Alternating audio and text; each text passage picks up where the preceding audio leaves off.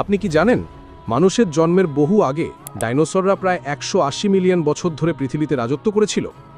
যখন মঙ্গল এবং বৃহস্পতি গ্রহের মাঝখানে অ্যাস্টেরয়েড বেল্ট ঘুরতে থাকা একটি বিশাল গ্রহাণুর সাথে অন্য একটি গ্রহাণুর টুকরোর সংঘর্ষ হয়, তখন সেই সংঘর্ষের ফলে গ্রহাণুটির গতিপথ বদলে যায় এবং সেটি ওই বেষ্টনী থেকে ছিটকে বেরিয়ে পৃথিবীর দিকে ছুটে আসতে শুরু করে। এর কিছুক্ষণ পরই এটি মেক্সিকো উপসাগরে ভূপৃষ্ঠের সজোরে আছড়ে পড়ে। কিন্তু আপনি যদি ভেবে থাকেন যে পৃথিবীতে গ্রহাণুটির সরাসরি আঘাতেই ডাইনোসরের প্রজাতি বিলুপ্ত হয়ে গিয়েছিল, তাহলে আপনি ভুল ভাবছেন। আসলে ডাইনোসররা গ্রহাণুটির আঘাতে নয়, বরং এর আঘাতের ভয়াবহ পরিণতির কারণে মারা গিয়েছিল।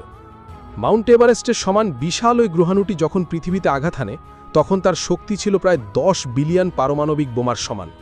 এই প্রচণ্ড সংঘর্ষের ফলে এতটাই উত্তাপ ও আগুনের সৃষ্টি হয়েছিল যে এটি তার আশেপাশের প্রায় 100 কিলোমিটার এলাকা সম্পূর্ণরূপে ধ্বংস করে দিয়েছিল। শুধু তাই নয়, এই আঘাতের ফলে বায়ুমণ্ডলে এতটাই লাভা এবং ধোঁয়া ছড়িয়ে